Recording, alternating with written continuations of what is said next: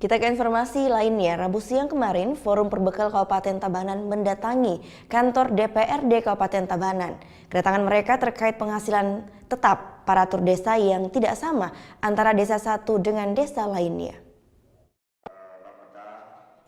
Puluhan perbekal atau kepala desa yang tergabung dalam Forum Perbekal Kabupaten Tabanan Rabu siang mendatangi kantor DPRD Tabanan.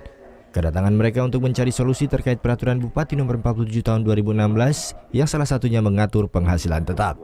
Dalam pertemuan Forum Perbekal dengan para wakil rakyat dari Komisi 1 ini, Ketua Forum Perbekal Made Arya mengatakan, sesuai peraturan yang ada, 70% untuk pembangunan dan 30% untuk operasional desa termasuk gaji, tunjangan, dan honor yang dinilai tidak efektif karena kondisi dan potensi setiap desa berbeda.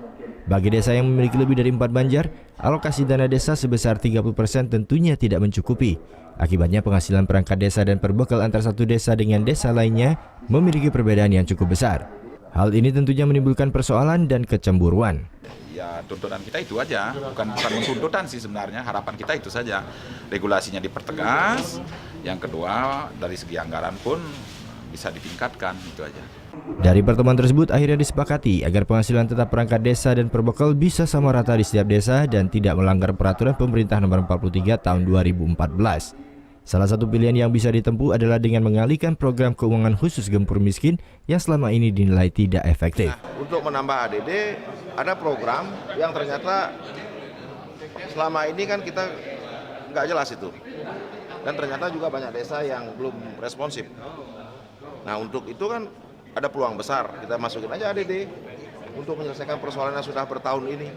Sehingga dia bisa mengatur sesuai dengan regulasi, Perbuk, PP, 43 untuk format 70-30 APBDes. Itu aja.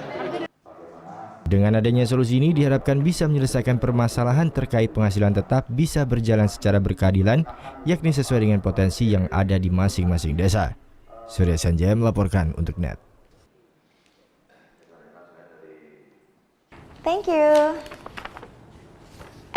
Udah selesai nonton beritanya? Jangan pergi dulu dong. Subscribe dulu dan nonton tayangan lainnya di sini. Subscribe, nonton lagi. Subscribe, nonton lagi.